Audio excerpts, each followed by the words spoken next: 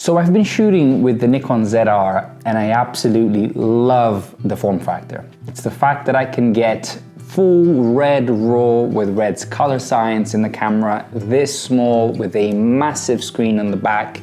It gives me so much more freedom as a filmmaker because I can literally pop out the screen and I can hand hold it, I can put it on a gimbal, I can put it on a car, on a helmet, a variety of different things. So it's a really powerful small camera.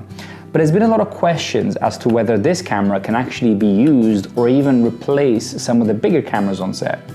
A lot of things like on the micro HDMI, for example, or the car door placement. So today we're gonna do something a little bit different. We're gonna rig out the ZR step by step to see how easy it would integrate into a production environment with all of the challenges and all of the requirements that come with that. But before we get into the rig itself, I thought I'd give you a little bit of background about how I like to shoot. Now, me personally, I'm a solo director of photography, and I shoot a lot of music videos, a lot of commercials, and branded content. And one of the ways that I love using the camera is actually handheld with an easy rig over my shoulder, or on the tripod where I can easily get to all of the bits and pieces. I don't like to overdo it. I'm not the kind of person that is gonna put a bunch of different monitors and cables and SSD drives and all that kind of stuff on the camera. I like to keep it as simple as possible. Even if it doesn't look it, this is actually a pretty simple setup, and I'm gonna take you step by step on how I've achieved it. So this is typically how I would operate the camera.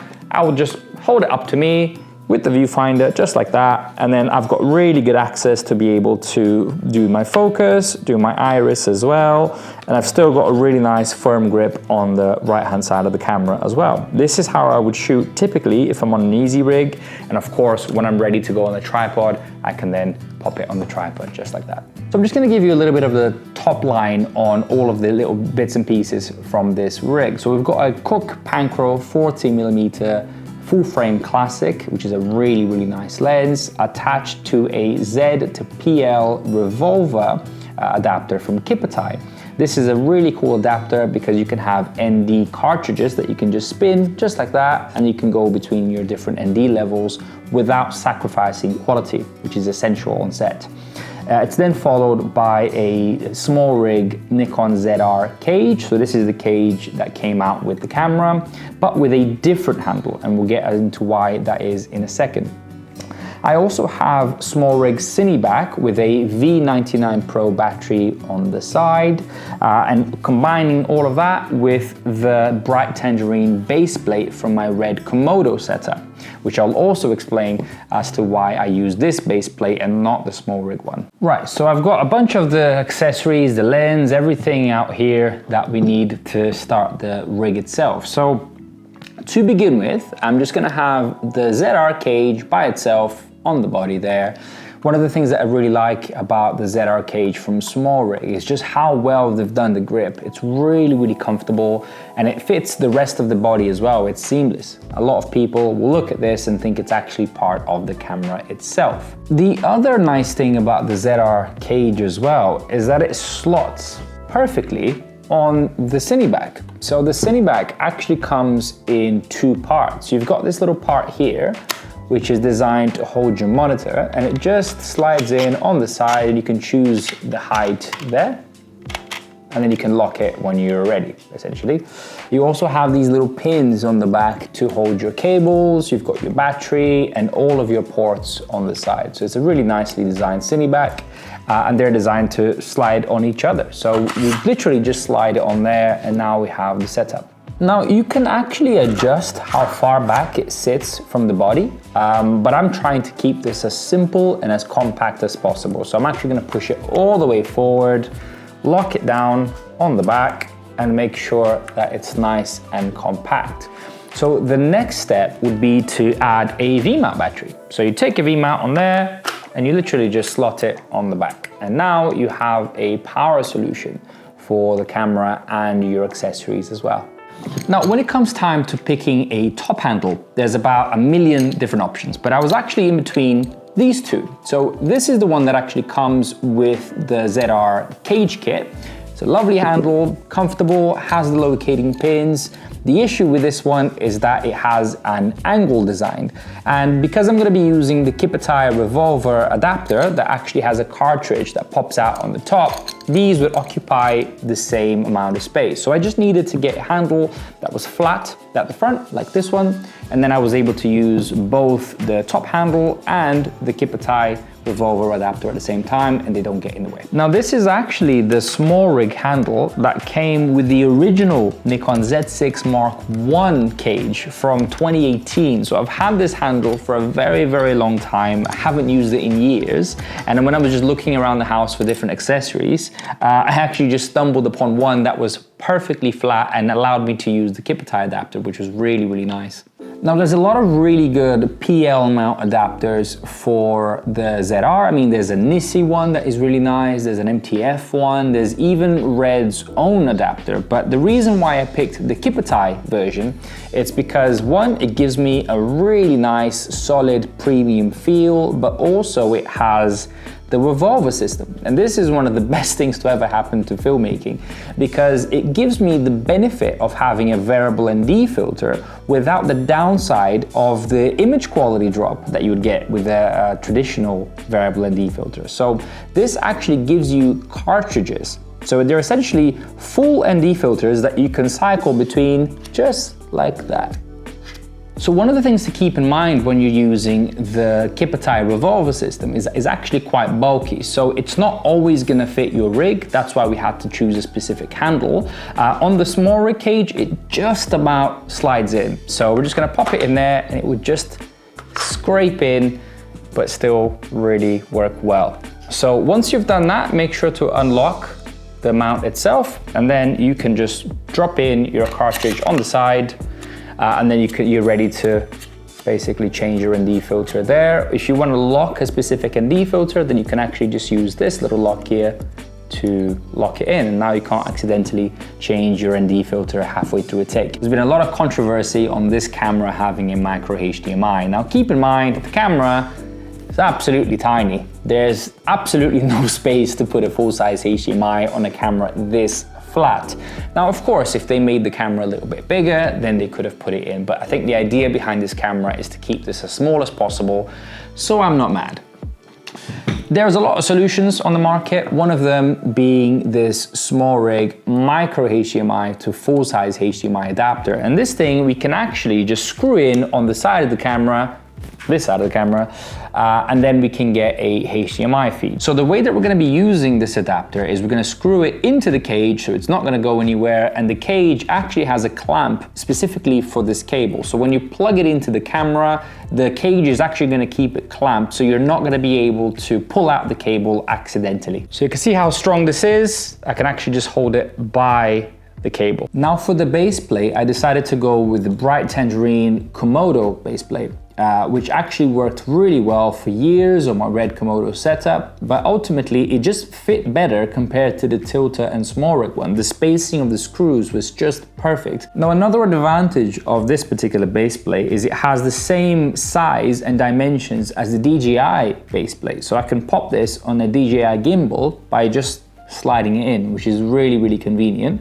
I'm not gonna go for any rods on this particular build, but it's nice to have the option, and also I like the camera to sit up a little bit higher, so I can actually open up the card door and get to my card if I need to change cards during set. So it's a really nice option for those of you that want to change cards frequently. You also have this plate which you can attach to a tripod, and then you can just really quickly pop the camera in there, and with the latch on this side you can lock the camera into the tripod really, really easily. So it's looking like a really nice setup already. The camera's sitting quite nice and high. I've got the options for rods if I want to. Now, keep in mind the idea of this rig is to have everything that we need, but still have it really, really small and compact. Well, as much as you can get with a lens like this. We're now gonna attach the viewfinder. The cool thing about this Kinefinity viewfinder is that you get a really nice bracket on here, and it's completely adjustable, so you can move the viewfinder around, put it wherever you like. I personally prefer to have it on top of the handle like so, just because it makes it really easy and convenient to both pick up the camera as well as just put my eye onto it. I prefer using my right eye for this sort of thing, but you could absolutely invert it and have it on your left eye if you wanted to. But I like screwing it just on top, because then I have easy access to the viewfinder while still using the top handle if I want to. So I'm just gonna screw this up on top here. The idea behind the rig like this is to use the battery as almost a chest pad. Pop it against your chest like that, and then I can use my body to look through the viewfinder, and it feels really, really natural and really comfortable. I've also got the grip of the cage itself, so I don't feel like I need any additional side grips, because the one on the camera is actually really good. So I can just pop it against my chest, have a look through the camera, and enjoy. The reason I actually went for a viewfinder on this camera instead of a monitor is, one, I wanted to keep the camera as compact as possible. I love the ZR for how small it is, and I want to carry on using it as a small camera, and I just feel like the footprint of the viewfinder is so much smaller, and if I want to take it out, I can literally just undo the quick release and pop it away if I want to really, really easily. The second thing is I'm often shooting in very bright situations, so I need the viewfinder to be able to see properly. In the viewfinder, I can have things like false color, which is really nice. So when I want to look at my beautiful image, I can look at the camera's onboard 4-inch display. When I want to expose my subjects, then I can actually just use the viewfinder and use tools like false color. Now, doing cable management on the setup is actually really easy, and that's because the Smallrig Cineback actually has clamps on the back of it. So I can take my cables from the camera, from the battery into the viewfinder, and clipping them against the back of the camera. It's out of the way, no hassle, it's really, really nice. Now it comes time to the last piece of the puzzle, and that is the lens. Now I've got an absolutely gorgeous Cooke Panchro 40mm full frame classic, and 40 is one of my favorite focal lengths. It's not too tight, not too wide, it's just right. I can get my close-ups, I can get my wides. All I have to do is move my feet, because I absolutely love prime lenses, and the 40mm is one of the most flexible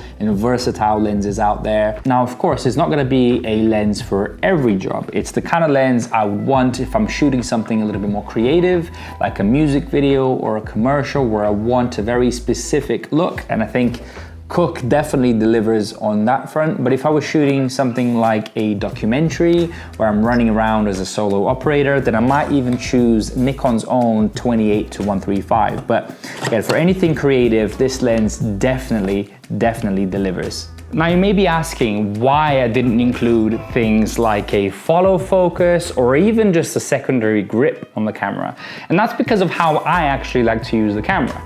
I've got my Smallrig. At the moment, if I'm doing a music video where I'm shooting a performance shot or I'm doing a commercial, this is usually how I would be running around to get some of the more casual close-ups. So I have my easy rig on here on the actual handle itself, which helps a lot with the weight of the rig.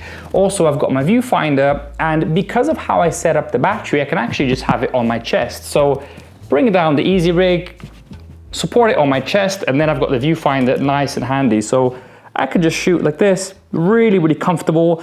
I actually find it easier to pull focus like that than if I was using a follow focus setup. Really, really comfortable. I can get really close to my subject and shoot like this all day long. In terms of the right-hand side, I don't have a dedicated grip because I think the grip of the camera by itself is gonna be really, really nice. So this is most likely gonna be my new setup for a lot of jobs. I don't think it replaces the Komodo in all situations, at least for me, but definitely gives it a run for its money. The in-body stabilization, having the massive screen on the side there as well, and the fact that it's full frame is gonna give you a very, very different look as well. Different color sciences, especially if you shoot in NRAW, but being able to also match them in Red RAW is gonna make the ZR a fantastic production camera, and I would definitely recommend it for anyone looking to get one. So let me know your thoughts and feelings down in the comment section. Don't forget to smash the like and subscribe button, and I'll see you next time.